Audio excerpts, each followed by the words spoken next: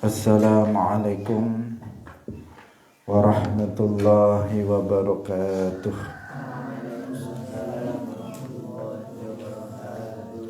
Alhamdulillahi rabbil alamin.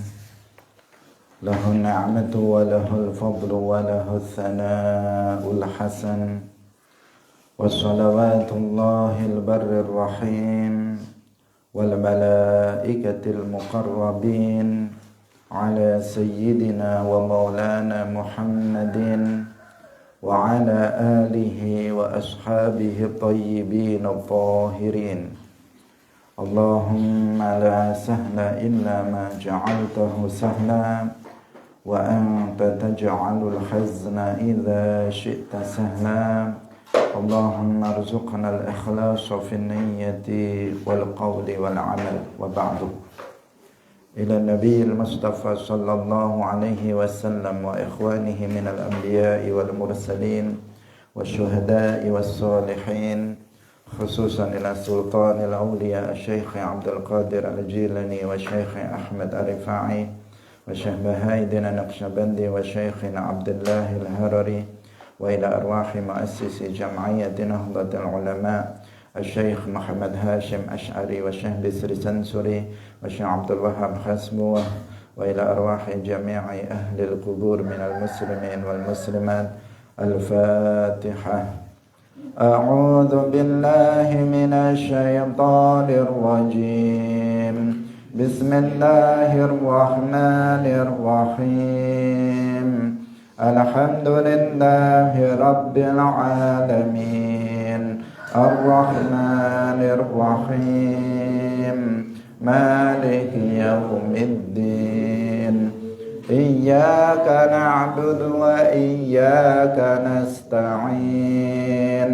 Ihdinas siratal mustaqim.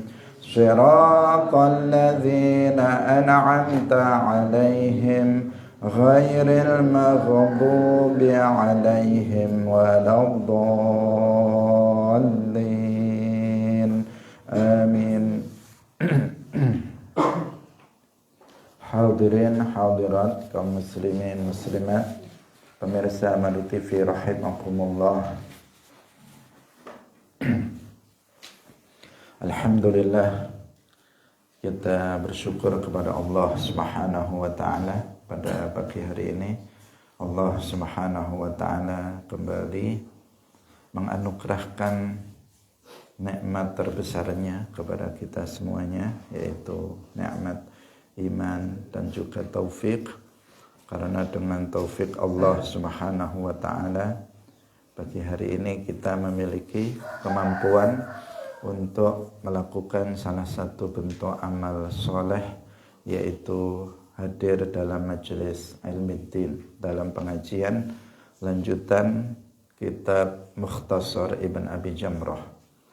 Semoga Allah Subhanahu wa taala menerima amal soleh yang kita lakukan dan memberikan keistiqomahan kepada kita semuanya. Amin ya rabbal alamin. Salawat dan salam semoga tetap terlimpahkan kepada Nabi Agung Nabi Muhammad sallallahu alaihi wasallam, para sahabatnya, keluarganya, serta seluruh umat Islam yang mengikuti beliau ila yaumil qiyamah. Hadirin rahimakumullah, mari kita ikhlaskan niat kita masing-masing bahwa kita hadir dalam majelis ilmu lillahi ta'ala. Hendaknya terus kita mengawasi hati kita sepanjang duduk kita dalam majelis ini agar tidak berubah niatnya, tetap niat lillahi ta'ala. Kita masih dalam pembahasan hadis nomor 143. Telah kita baca dan telah kita jelaskan sedikit, tetapi belum sempurna. Qala al-muallif rahimahullahu ta'ala an Abi Hurairah radhiyallahu anhu qala qala Rasulullah sallallahu alaihi wasallam umirtu an uqatilan nasa hatta yaqulu la ilaha illallah. Faman qala la ilaha illallah faqad asama minni nafsahu wa ma lahu illa bihaqqihi wa hisabuhu 'ala Allah. Rasulullah sallallahu alaihi wasallam telah bersabda, aku telah diperintahkan oleh Allah untuk memerangi manusia, yakni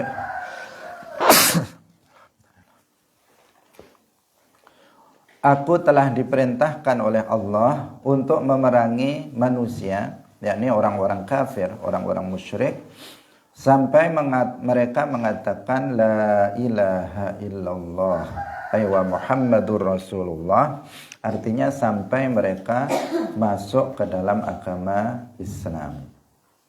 Barang siapa yang mengatakan la ilaha illallah Muhammadur Rasulullah, artinya barang siapa yang dia telah masuk ke dalam agama Islam, maka berarti dia telah menjaga dirinya dan hartanya, kecuali dengan hak Islam, dan hisabnya itu kepada Allah. Telah kita jelaskan dalam pertemuan sebelumnya bahwa hadis ini pertama menunjukkan kepada kita bahwa Islam itu menyebar dengan dua metode. Yang pertama, Islam menyebar dengan secara damai, seperti penyebaran Islam di awal-awal Islam di Makkah, di Madinah. Kemudian juga seperti penyebaran Islam di negara kita, di Indonesia, Islam disebarkan tanpa ada peperangan sama sekali. Kemudian yang kedua, Islam juga disebar luaskan dengan cara peperangan, yaitu dengan memerangi para penguasa yang kafir dan zalim, yang menghalang-halangi umatnya atau menghalangi rakyatnya untuk memeluk agama Islam. Maka mereka dipaksa dan diperangi oleh umat Islam agar mereka mendapatkan hidayah masuk ke dalam agama Islam. Dan telah terbukti banyak negara-negara yang kemudian menjadi negara-negara Islam, penduduknya memeluk agama Islam setelah para penguasanya itu diperangi. Itu yang pertama yang sudah kita jelaskan. Kemudian yang kedua, hadis ini menunjukkan kepada kita bahwa babul Islam, pintu untuk masuk ke dalam agama Islam itu adalah mengucapkan dua kalimat syahadat. Jadi babul Islam itu adalah an-nutqu bisyahadatain, mengucapkan dua kalimat syahadat. Karena kalau di hadis ini memang bunyinya umirtu an uqatilan nas hatta yaqulu la ilaha illallah, tetapi dalam riwayat yang lain bunyinya umirtu an uqatilan nas hatta yashhadu alla ilaha illallah wa anni rasulullah. Jadi riwayatnya berbeda. Lafadznya sedikit ada perbedaan, tetapi dari sisi makna itu sama. Aku diperintahkan oleh Allah untuk memerangi orang-orang kafir hatta yashhadu alla ilaha illallah wa anni rasulullah. Di sini hatta yaqulu la ilaha illallah Muhammadur Rasulullah. Artinya sampai mereka mengucapkan dua kalimat syahadat. Maka pintu masuk ke dalam agama Islam adalah mengucapkan dua kalimat syahadat, tidak ada yang lainnya. Baik mereka yang masuk ke dalam agama Islam karena mereka itu memang kafir asli, belum pernah masuk ke dalam agama Islam, dia memeluk agama selain Islam dan kemudian ingin masuk ke dalam agama Islam, maka caranya dengan mengucapkan 2 kalimat syahadat. Maupun mereka yang masuk ke dalam agama Islam, mau masuk ke dalam agama Islam karena dia murtad. Dulunya dia seorang muslim, tetapi kemudian dia jatuh ke dalam riddah dengan sebab ucapannya yang kufur atau keyakinannya yang kufur atau perbuatannya yang kufur, maka jika dia ingin kembali masuk ke dalam agama Islam, caranya juga sama, yaitu dengan mengucapkan 2 kalimat syahadat. La ilaha illallah Muhammadur Rasulullah, berniat dalam hati masuk ke dalam agama Islam. Nah, itu. Untuk masuk ke dalam agama Islam tidak cukup dengan selainnya. Tidak cukup dengan membaca istighfar. Misalnya dengan mengatakan astaghfirullah. Seseorang misalnya jatuh kepada riddah, menjadi murtad dengan sebab ucapan kufur misalnya. Kemudian setelah itu dia membaca istighfar dengan mengatakan astaghfirullah, astaghfirullah.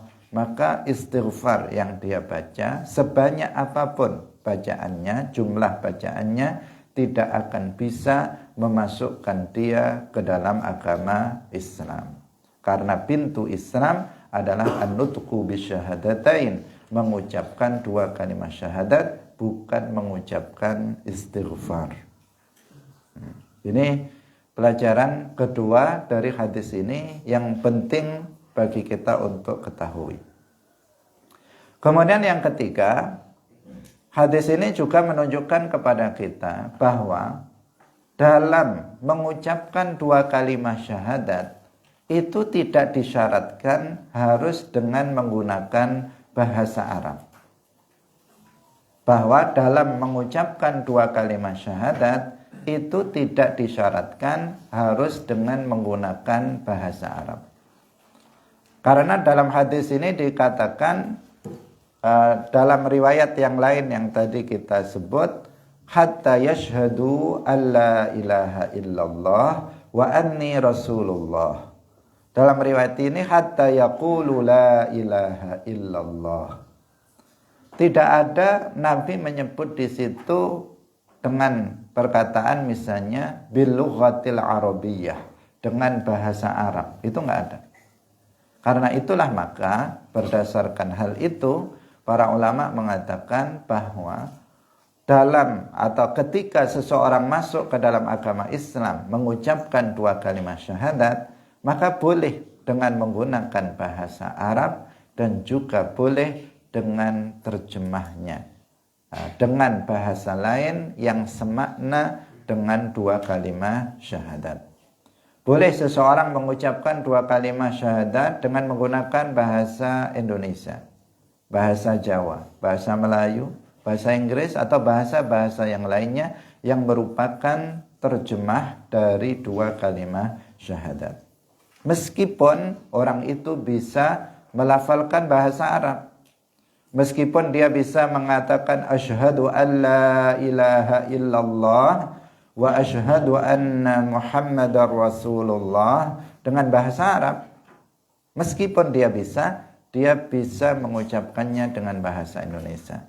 Misalnya dia mengatakan, aku mengetahui, aku meyakini dan aku mengakui dengan lisan bahwasanya tidak ada yang disembah dengan hak selain hanya Allah, dan bahwa Muhammad ibn Abdullah ibn Abdul Muttalib yang berasal dari suku Quraisy, beliau adalah hamba dan utusan Allah. Dia mengucapkan dengan bahasa Indonesia seperti itu juga mencukupi untuk masuk ke dalam agama Islam. Nah, ini pelajaran yang juga bisa diambil dari hadis ini berdasarkan penjelasan dari para ulama. Kemudian yang berikutnya yang juga bisa dipahami dari hadis ini adalah bahwa seseorang yang dia telah masuk ke dalam agama Islam, maka harta dan dirinya atau harta dan nyawanya itu haram Artinya haram untuk dibunuh, untuk diganggu. Hartanya haram untuk diambil. Kemudian nyawanya atau dirinya haram untuk dibunuh. Kalau seseorang sudah masuk ke dalam agama Islam, maka nggak boleh bagi seorang muslim membunuhnya. Illa bihaqqil Islam, kecuali dengan hak Islam. Yang disebut dengan membunuh seorang muslim tanpa hak itu adalah sesuatu yang haram, min akbaril kabair, termasuk dosa besar yang paling besar, yaitu dosa besar setelah kufur atau syirik. Kita mengetahui bahwa dosa terbesar yang apabila seseorang mati dalam kondisi itu tidak diampuni oleh Allah adalah dosa kufur atau dosa syirik. Syirik bagian dari kufur, kufur syirik atau kufur ghairu syirik. Orang yang mati dalam keadaan itu Allah tidak akan mengampuninya selamanya.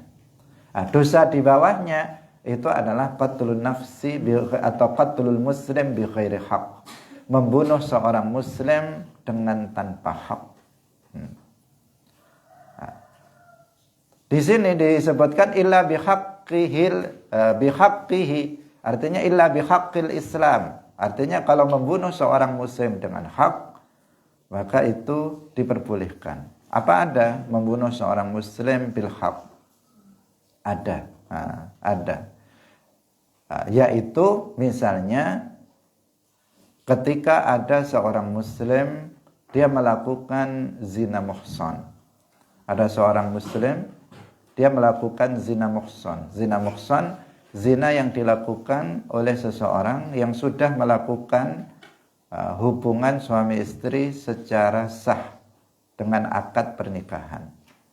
Dia sudah pernah bersuami, dia pernah beristri, kemudian dia melakukan perzinaan. Artinya pernah bersuami beristri, artinya pernah melakukan hubungan suami istri yang sah melalui akad pernikahan, tetapi kemudian dia berzina. Itu yang disebut dengan zina muhsan. Apa hukumannya? Hukumannya dirajam, dilempari dengan batu sekepalan tangan sampai dia mati. Nah, ini namanya membunuh seorang muslim, tetapi bil haq, karena itu adalah had yang telah ditentukan oleh syara. Bahkan diwajibkan jika ada pemerintahan atau imam khalifah yang menerapkan hukum Islam, itu hukumnya adalah wajib, tetapi dengan ketentuan-ketentuan tertentu. Kemudian yang kedua, contohnya lagi adalah misalnya ada orang yang membunuh. Ada seseorang membunuh seorang sesama muslim bi ghairi haq. Maka apa hukuman orang yang membunuh seorang muslim tanpa hak? Hukumannya adalah diqisas. Hukumannya adalah diqisas. Qisas adalah hukuman yang setimpal. Karena dia membunuh, maka hukumannya dia dibunuh. Maka membunuh orang yang membunuh oleh imam, bukan oleh sembarangan orang, tetapi oleh imam, karena itu wewenang dari imam atau khalifah, maka itu diperbolehkan. Bahkan itu hukumnya wajib bagi imam untuk melaksanakan hukum tersebut dengan ketentuan yang telah ditentukan oleh syara. Ada seseorang misalnya dia seorang muslim, tetapi dia meninggalkan sholat. Dia nggak sholat zuhur atau dia nggak sholat subuh misalnya. Jika ada seorang seorang khalifah, maka apa kewajiban khalifah terhadap orang tersebut yang meninggalkan sholat 5 waktu?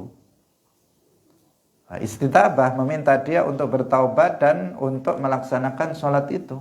Jika dia nggak mau, maka wajib bagi khalifah untuk membunuhnya. Ini namanya membunuh seorang muslim bil haq. Pembunuhan yang haram itu adalah pembunuhan seorang muslim bi ghairi haq. Ketika seseorang telah masuk ke dalam agama Islam, maka dikatakan faqad asama minni nafsahu wa malahu illa bihaqqihi. Maka dia sudah tidak boleh ketika seseorang sudah masuk ke dalam agama Islam, maka dia telah dijaga dirinya dan hartanya, artinya dia tidak boleh dibunuh kecuali bihaqqil Islam, seperti yang tadi telah kita jelaskan. Wa hisabuhu 'ala Allah. Wa hisabuhu 'ala Allah artinya wa hisabuhu ilallah. Dan hisabnya itu adalah kepada Allah Subhanahu wa taala.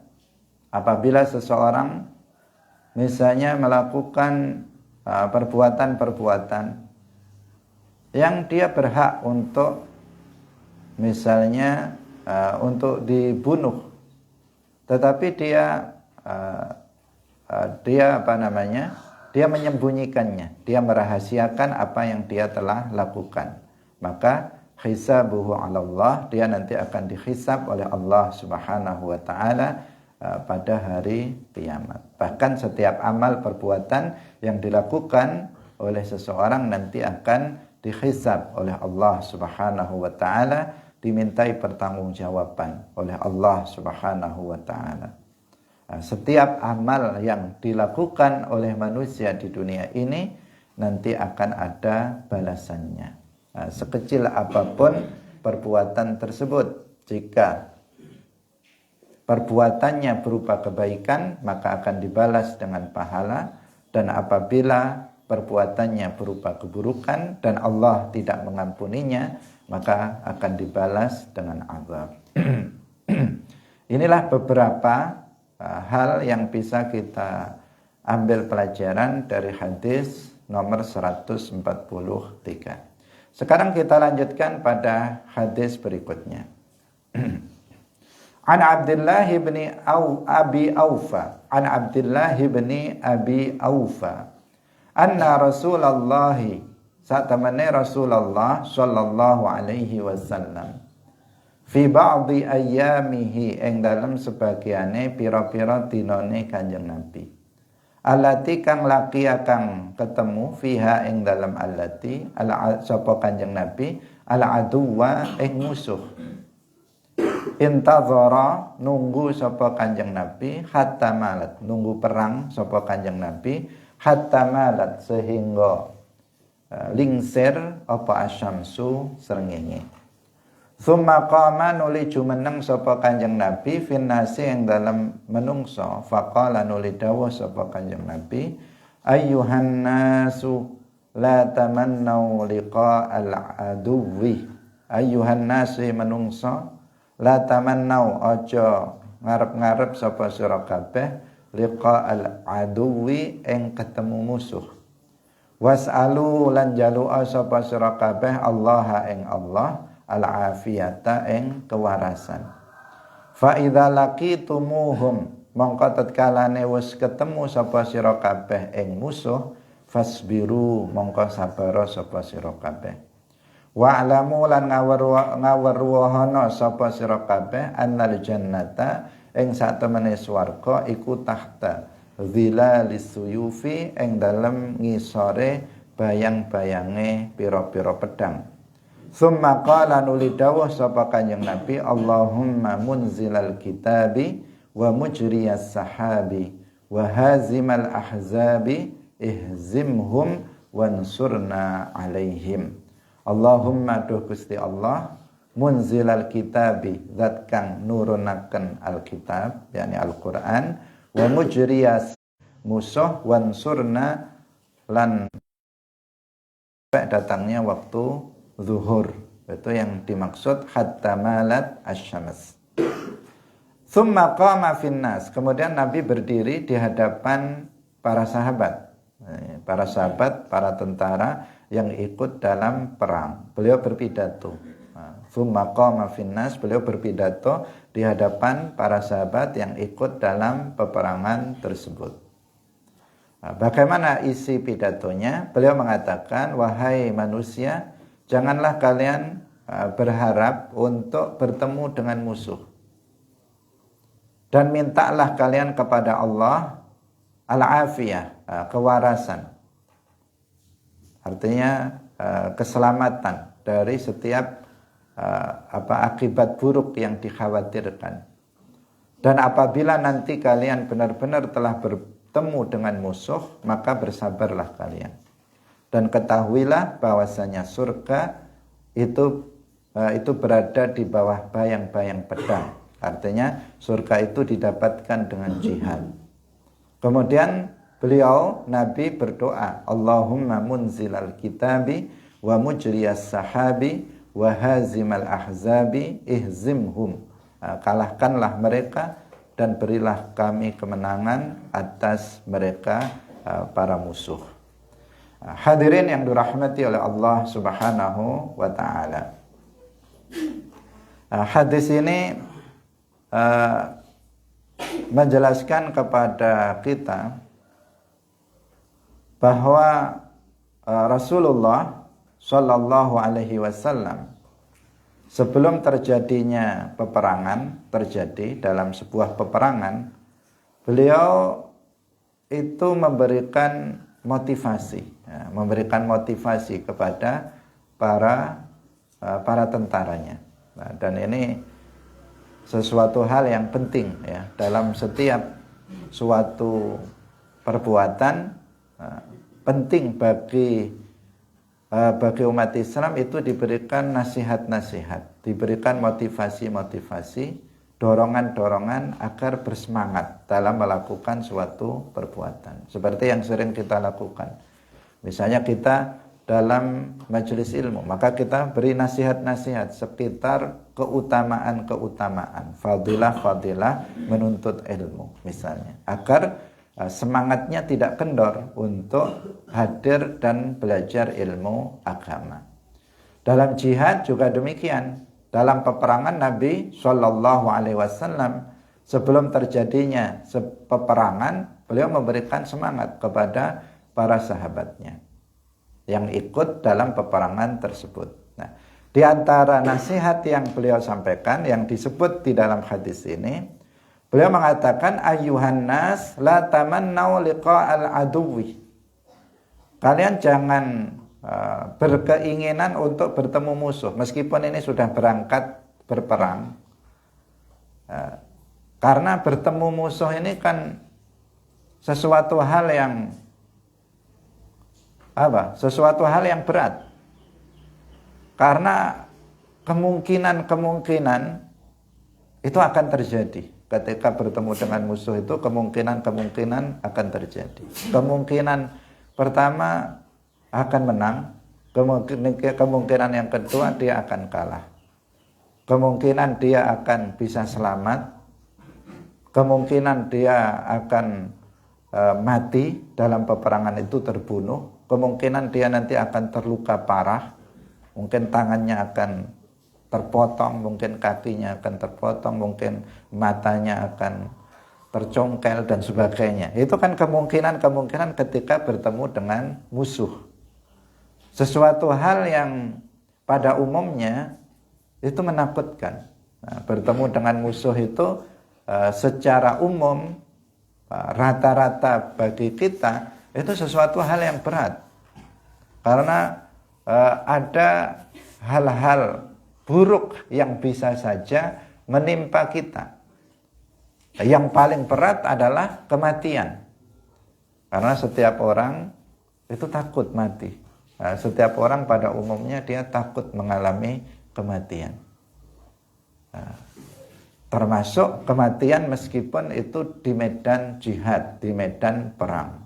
Sesuatu hal yang dia pun belum tahu nanti bagaimana, apakah dia bisa selamat atau dia pulang tinggal nama, atau dia pulang dengan membawa ghanimah, itu Allahu a'lam, dia nggak tahu seperti itu. Karena itulah maka Nabi mengatakan la tamannau liqa'al adu. Yang pertama, janganlah kalian itu menginginkan untuk bisa bertemu dengan musuh. Kalau bisa menang tanpa perang, meraih kemenangan tanpa ada peperangan, sehingga risiko-risiko seperti kematian itu tidak terjadi. Itu. Kalian sudah bertemu dengan musuh, fasbiru. Fa idza laqitumuhum fasbiru. Jadi ketika kalian belum bertemu dengan musuh, jangan berharap untuk nanti ketemu dengan musuh. Karena banyak hal risiko yang akan dihadapi seseorang itu bersabar dalam peperangan, maka Allah Subhanahu wa taala itu akan menolong. Li'anna nasra itu ma'as sabr, karena kemenangan itu jika didapatkan jika seseorang itu bersabar, maka ketika sudah ketemu musuh, bersabarlah. Bersabarlah. Itu akan menghantarkan kepada kemenangan. Wa'lamu annal jannata tahta dhilalis suyuf, dan ketahuilah bahwa surga itu di bawah bayang-bayang pedang. Itu bukan alal haqiqah, bukan yang sebenarnya bahwa surga berada di bawah bayang-bayang pedang, enggak. Tetapi itu sebagai kinayah bahwasanya surga itu bisa diraih dengan cara jihad. Bahwa seseorang yang dia berjihad fisabilillah, pahalanya akan sangat besar, dan pahala itu adalah berupa masuk ke dalam surga. Bahkan seseorang yang syahid fil ma'rakah, seseorang yang mendapatkan mati syahid dalam peperangan, ruhnya akan langsung masuk ke dalam surga. Bahkan sebelum datangnya kiamat, ruhnya sudah menikmati kenikmatan yang ada di dalam surga. Itu makna annal jannata tahta dhilalis suyuf, artinya bahwa surga itu bisa diraih, bisa didapatkan dengan al-jihad fisabilillah. Nah, ini memberikan motivasi, dorongan kepada para sahabat yang akan mengikuti peperangan. Nah, bahwa balasan atas diri mereka, jika mereka itu kemudian balasan atas keikhlasan mereka dalam jihad fisabilillah, itu adalah al-jannah, surga. Tsumma qala, kemudian di sini selain memberikan motivasi, memberikan nasihat agar tetap bersemangat dalam jihad fisabilillah, kemudian beliau juga memanjatkan doa. Doanya, Allahumma munzilal kitabi wa mujriyas sahabi wa hazimal ahzabi ihzimhum wansurna alaihim. Nah, tentu saja doanya itu sesuai dengan konteks ketika itu. Ketika itu beliau mau berperang, berarti doa meminta kemenangan. Meminta kemenangan dan meminta kepada Allah agar Allah itu memberikan pertolongan dan agar Allah itu mengalahkan musuh-musuh mereka. Itu doanya. Ihzimhum wansurna alaihim. Tetapi di sini ada hal yang ada faedah yang juga penting untuk kita perhatikan, bahwa dalam doanya ini Rasulullah Shallallahu Alaihi Wasallam itu mengajarkan kepada kita untuk mendahului doa dengan menyebut sifat-sifat Allah atau menyebut nama-nama Allah Al-Husna. Nah, dan itu merupakan adab di dalam berdoa. Walillahil asmaul husna fad'uuhu biha. Allah itu memiliki al-asma al-husna, berdoalah kalian dengan menyebut al-asma al-husna. Jadi sebelum kita berdoa, hendaknya kita itu menyebut nama-nama Allah atau sifat-sifat Allah. Misalnya dengan mengatakan ya Allah, ya Rahman, ya Rahim, ya Hayyu, ya Qayyum, ya Dzal Jalali wal Ikram, misalnya ya Razzaq, ya Ghaffar. Dia baru kemudian dia berdoa. Biasanya itu disesuaikan dengan permintaannya. Kalau dia misalnya meminta ilmu, maka dia mengatakan ya Fattah, ya Alim, misalnya alimni, atau seperti itu. Kalau dia meminta rizki, maka dia biasanya mengatakan ya Razzaq, urzuqni rizqan katsiran misalnya. Kalau dia meminta ampunan, maka dia mengatakan ya Ghaffar, ighfir dzunubi dan seterusnya. Jadi al-asma al-husna yang disebut maka disesuaikan dengan apa yang akan dia minta.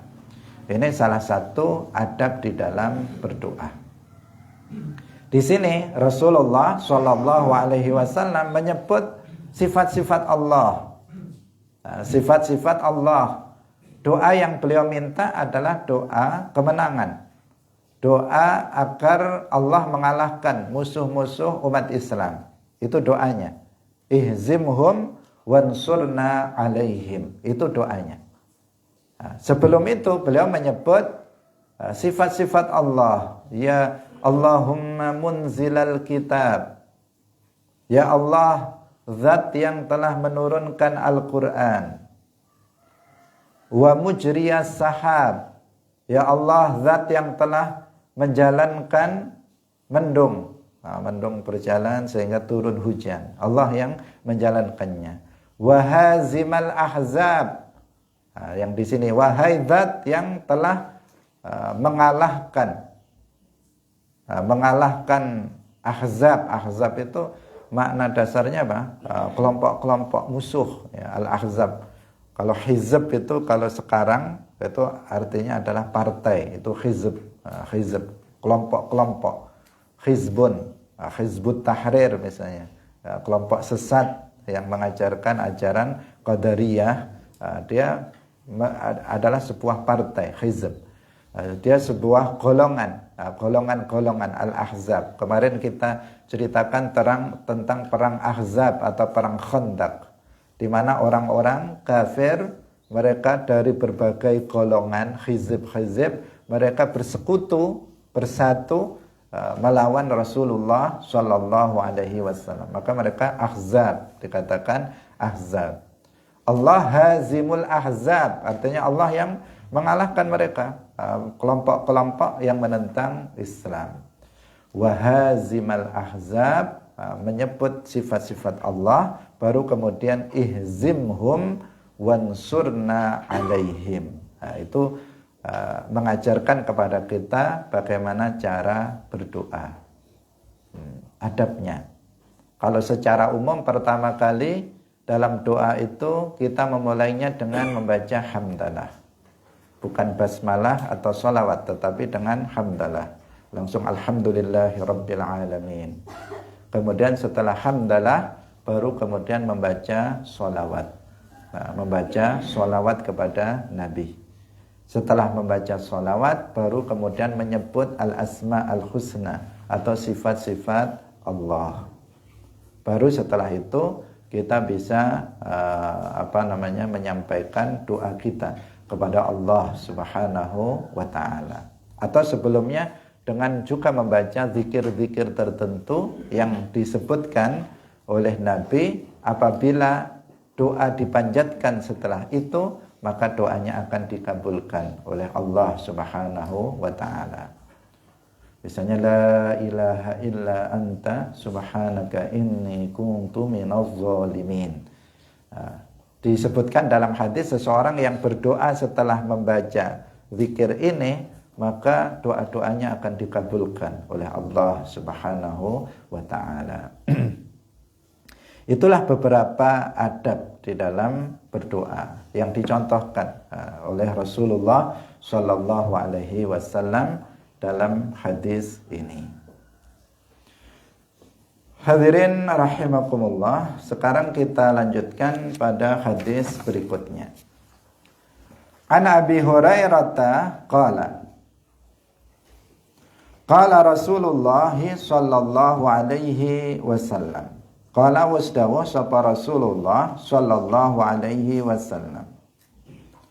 Kullu sulama minan nasi, kullu sulama utawi saben-saben ros-rosan minan nasi saking menungso iku alaihi ing atase kullu sulama sedekahun utawi sedekah.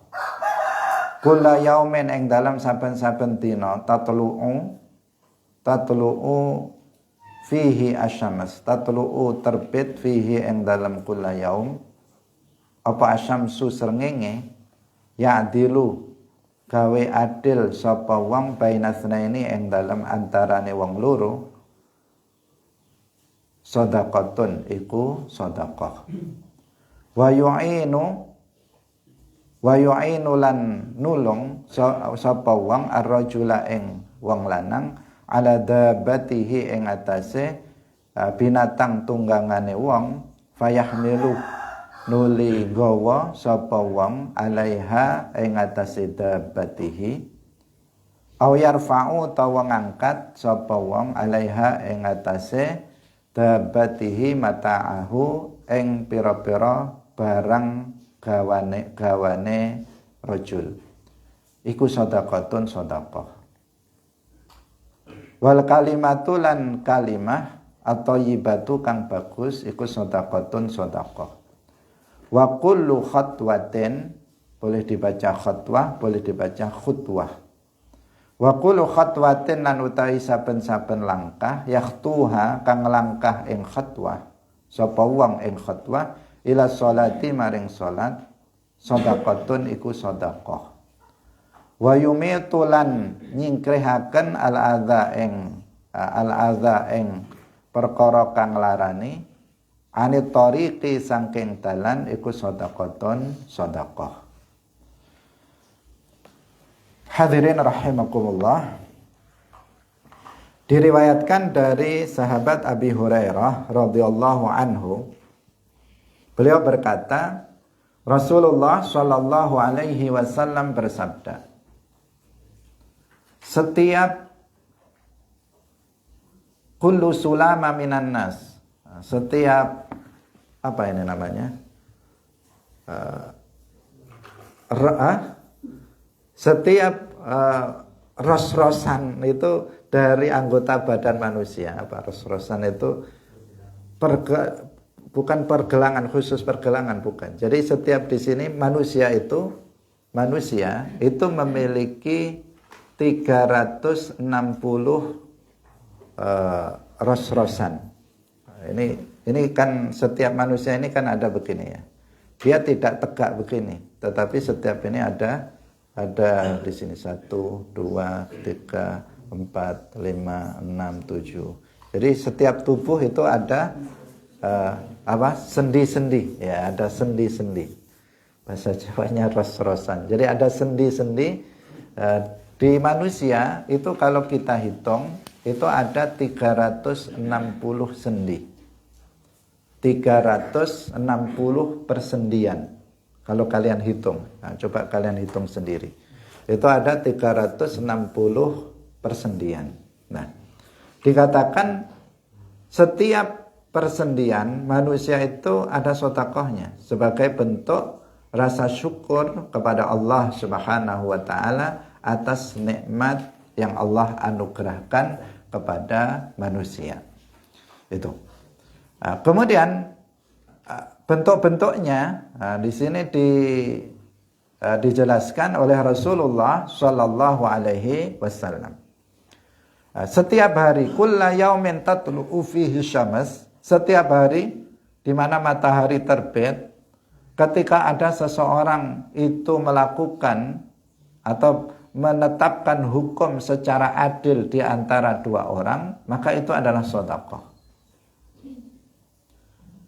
Ketika seseorang menolong orang lain di atas kendaraannya sehingga dia membawa orang itu atau membawa barang-barang bawaannya, itu adalah juga sedekah.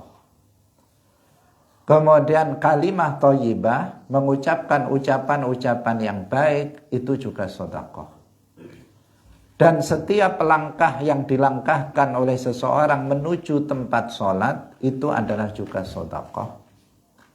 Kemudian menghilangkan hal-hal yang bisa menyakiti orang dari jalan, itu juga sedekah.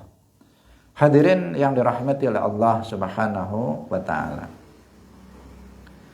Jadi Allah Subhanahu wa taala itu sudah memberikan nikmat terhadap kita semuanya berupa kehidupan dan berupa sempurnanya penciptaan. Nah, sempurnanya penciptaan kita. Manusia diciptakan dalam kondisi yang paling bagus, makhluk yang fi ahsani taqwim, dalam bentuk yang paling bagus. Setiap anggota badan manusia itu diciptakan oleh Allah Subhanahu wa taala dengan hikmah-hikmah yang luar biasa. Yang luar biasa. Baik dari sisi peletakannya maupun dari sisi manfaat-manfaatnya. Kalau kita mau berpikir tentang diri kita. Dan banyak ayat-ayat Al-Quran yang memerintahkan kita agar kita berpikir, agar kita mengetahui dan mengakui besarnya kekuasaan Allah Subhanahu wa ta'ala. Seperti diantaranya tadi, bahwa manusia itu diciptakan dengan persendian-persendian yang jumlahnya 360 persendian. Yang semuanya itu ada hikmah-hikmah dari penciptaannya, yang karena itu kita diwajibkan untuk mensyukuri nikmat-nikmat tersebut. Misalnya kita jari-jari saja. Seandainya jari-jari ini nggak ada persendiannya, cuman satu gitu saja, nggak ada persendiannya, nggak ada ini, nggak ini. Apakah tangan kita itu bisa memegang sesuatu? Nggak akan bisa. Kita nggak akan bisa menggunakannya untuk makan. Kita nggak akan bisa menggunakannya untuk megang. Kenapa tangan ini kok bisa untuk megang? Karena ada persendiannya. Kalau seandainya kaku begini gimana? Kan nggak bisa nih. Megangnya nggak bisa. Tetapi karena di sini dia terbagi jadi 3 sendi, sehingga kemudian kita bisa memegangnya. Kemudian jari-jarinya itu juga panjangnya nggak sama. Seandainya sama, maka kita juga nggak bisa misalnya makan dengan menggunakan jari-jari kita. Misalnya jarinya semuanya sama ukurannya dan sama panjangnya, sama besarnya. Maka kita nggak akan bisa menggunakannya secara maksimal. Semuanya ada hikmah. Kalau kita berpikir tentang penciptaannya Allah, maka sungguh luar biasa. Mau tidak mau kita akan mengakui bahwa Allah Subhanahu wa ta'ala itu maha kuasa. Hadirin rahimakumullah, maka kewajiban kita itu adalah mensyukuri nikmat-nikmat tersebut.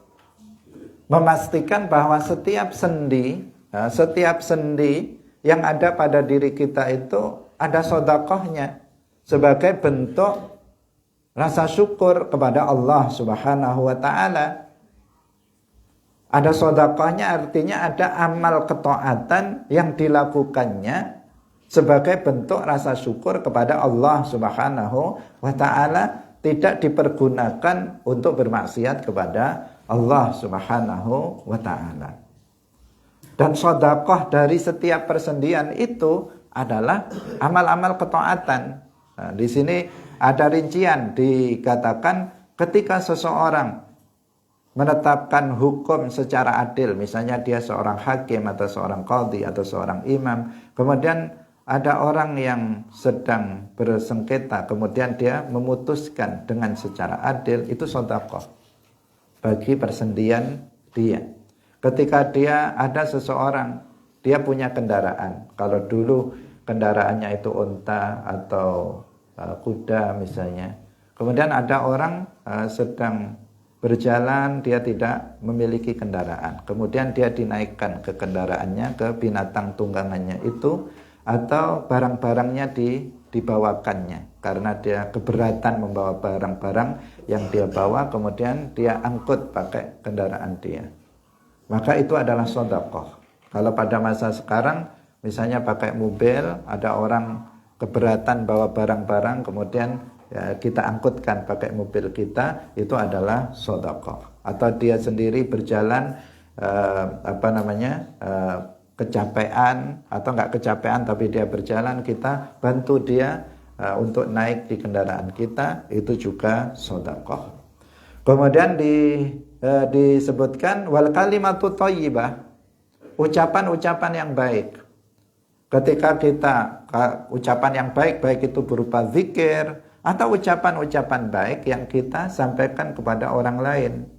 Ketika kita berkata dengan orang lain dengan ucapan yang sopan, dengan ucapan yang lemah lembut, dengan ucapan yang menyenangkan saudara kita sesama muslim, maka itu adalah kalimah thayyibah yang tergolong sebagai sedekah juga kepada orang lain. Jadi sedekah di sini tidak harus berupa uang.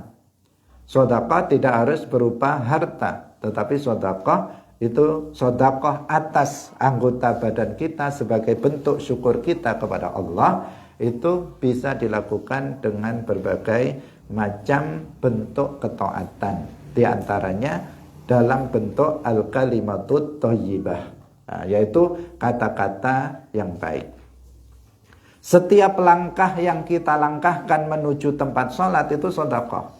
Kalau kita berjalan menuju ke tempat sholat, dan ketika kita sholat, itu seluruh anggota badan kita 360 sendi itu semuanya ikut dalam ketaatan kepada Allah. Dan itu adalah sedekah. Bagi sedekah untuk persendian kita yang jumlahnya 360 itu menunjukkan bahwa kita mensyukuri nikmat-nikmat yang telah Allah anugerahkan tersebut. Nah, setiap langkah kita melangkah menuju ke masjid, semua persendian ikut di situ, ikut andil dalam sedekah.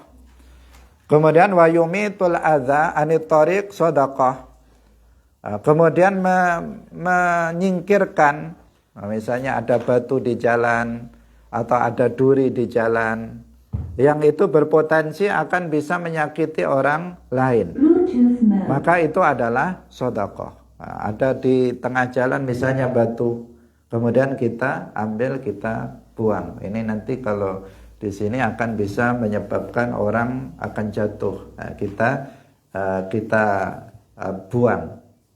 Ada misalnya jarum, ada paku di tengah jalan, nah, maka kita buang agar orang tidak celaka. Itu juga bagian dari sedekah dari anggota badan kita. Nah, artinya berarti setiap amal kebaikan itu merupakan sedekah bagi badan kita yang telah Allah anugerahkan kepada kita dengan persendian yang berjumlah 360 itu. Bahkan dengan seseorang menjalankan sholat itu semua. Wassalamualaikum warahmatullahi wabarakatuh. La ilaha illallah.